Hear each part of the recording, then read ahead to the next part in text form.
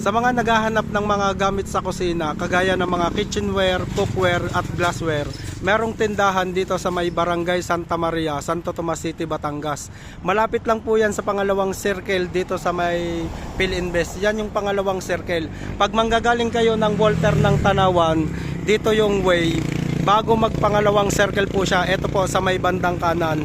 Madali nyo lang po itong makita. Sabihin nyo lang sa mga tricycle driver dyan sa may gate ng PhilInvest na dito sa bilihan ng mga kitchenware at mga glassware. Tara, tingnan natin kung ano yung mga ibinebenta nila dito. Kasi balita ko meron silang mga bagong binebenta dito na mga gamit. Kagaya ng mga stainless na talaga namang nagte-trending ngayon. Pagpasok nyo dito sa loob, ito yung makikita nyo ng mga ibinebenta nila. Meron sila ditong mga surplus, mga brand new, at meron din kayong makikita dito na iba't ibang klase na mga bago nilang itinitinda na mga stainless na gamit sa kusina. Ito yung ginagawa nila bago nila ibenta yung mga surplus. Nililinis muna nila yung mga dumadating sa kanila.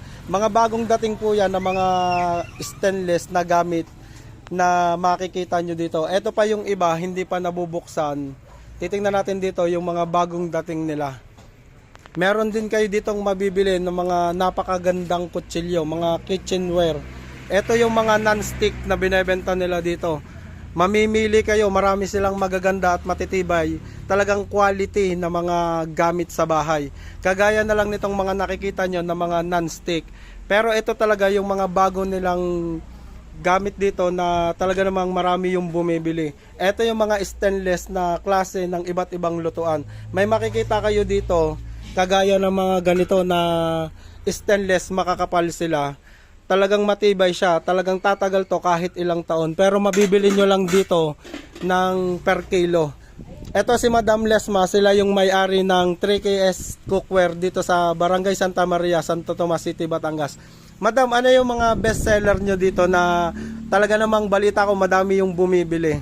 Siyempre po, ang pinakang mabenta sa atin is mga stainless. Kasi alam naman natin, stainless po is lifetime at pinakang healthy pong lutuan sa lahat po ng lutuan. Siyempre, kung gusto nyo po ng siyempre siya po ay nagdudumi. Pero pag po yan ay nililinis at kahit siya ay nasusunugan, natatanggalan po yan ng dumi tapos nagiging parang bago po ulit.